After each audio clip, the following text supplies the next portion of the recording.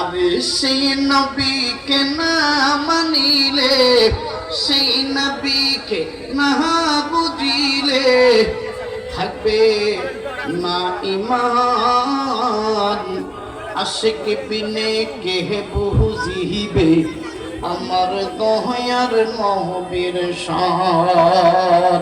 মারহাবা বলেন।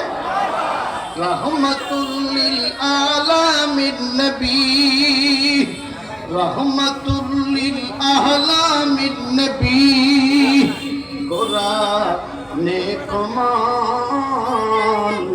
আশিক বিনে কে বুঝিবে আমার দয়ার নবীর শান। মারহাবা বলে। আজকে ভারতে আমার নবীকে নিয়ে কটূক্তি করছে, কথা বলে আরো জোরে কোন। নবী হচ্ছে আমাদের হৃদয়ের স্পন্দন, কথা বলেন ঠিক কিনা? নবীকে নিয়ে যারাই কটূক্তি করবে, নবীকে নিয়ে যারাই গালিগালাজ করবে, বাজে মন্তব্য করবে, তাদেরকে আমি স্পষ্ট ভাষায় বলতে চাই, রাসূল হচ্ছে আমাদের হৃদয়ের ক্যাম্পাস, হৃদয়ের মধ্যে ভালোবাসার একমাত্র গোলাপ ফুল।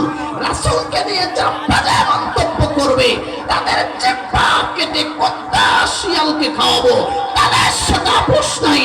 কারা কারা রাজি আছেন তাদের হাত উঁচু করে দেখা। কষ্ট হচ্ছে নাকি? এলে যারা বিয়ে করে নাই যুবকরা একটু হাত তুলে তো দেখি। আমি বিবাহিত, আমি হাত তুললাম না। যারা হাত বিয়ে করে নাই তারা হাত তুলে। যাক আলহামদুলিল্লাহ, অনেক যুবকরা হাত তুলছে। এবার আপনারা একটা তাকবীর দেন, দেখি কেমন আওয়াজ হয়। লিল্লাহে তাকবীর, লিল্লাহে তাকবীর, আল কোরআনের আলো। এবার যুবক ভাইরা থামে, মুরব্বী চাচা, দাদারা, চাচারা, নানারা, খালুরা যারা আছেন আপনারা একটা দেন, দেখি কেমন আওয়াজ হয়। লিল্লাহে তাকবীর। মুরব্বী আওয়াজ হয়, আর একটু জোরে দেওয়া লাগবে। কথা বলেন যুবক ভাইরা ঠিক কিনা? আর একটু জোরে দেন তো দেখি মুরব্বীদের আওয়াজ কেমন হয়। লিল্লাহে তাকবীর।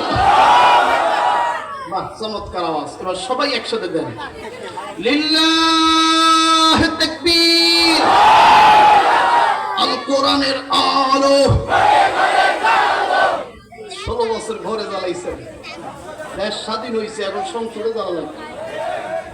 কথা বল না, কথা বলেন ঠিক কিনা?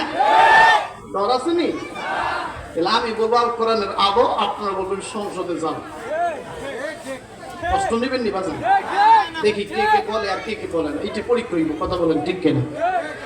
আল কোরআনের আলো, আল হাদিসের আলো, কোরআন হাদিস যেখানে